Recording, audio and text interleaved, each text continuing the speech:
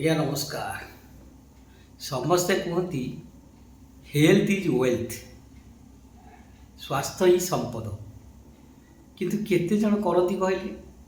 ଆମେମାନେ ଏତେ ବ୍ୟସ୍ତତା ଭିତରେ ରହିଯାଉଛେ ଯେ ନିଜର ଅମୂଲ୍ୟ ସମ୍ପଦକୁ ମଧ୍ୟ ଅଣଦେଖା କରୁଛେ।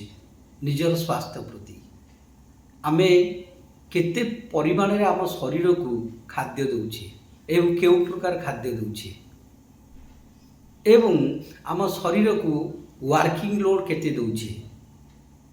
ତେଣୁ ବେଳେବେଳେ କ'ଣ ହୁଏ, ଆମେ ଠିକ୍ ସମୟରେ ଖାଉନା, ତା ଅର୍ଥ ଆମ ଶରୀର ଭିତରେ କିଛି ନା କିଛି ଖରାପ ହେଉଛି।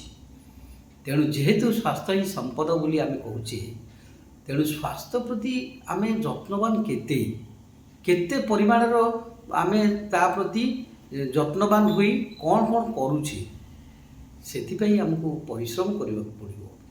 ସକାଳୁ ଉଠିବା, କେତେ ପାଣି ପିଇବା, କେତେ ଚାଲିବା ଏବଂ କେଉଁ ସମୟରେ ଶୋଇବା।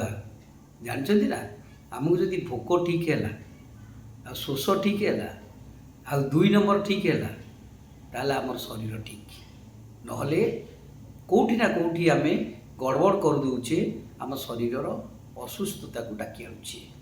ତେଣୁ ମୋ ମତରେ ନିଜର ସ୍ୱାସ୍ଥ୍ୟ ପ୍ରତି ଯତ୍ନ ନିଅନ୍ତୁ, ତାପରେ ଯାଇ କର୍ମ। ରହିଲି। ଜୟ ଜଗନ୍ନାଥ।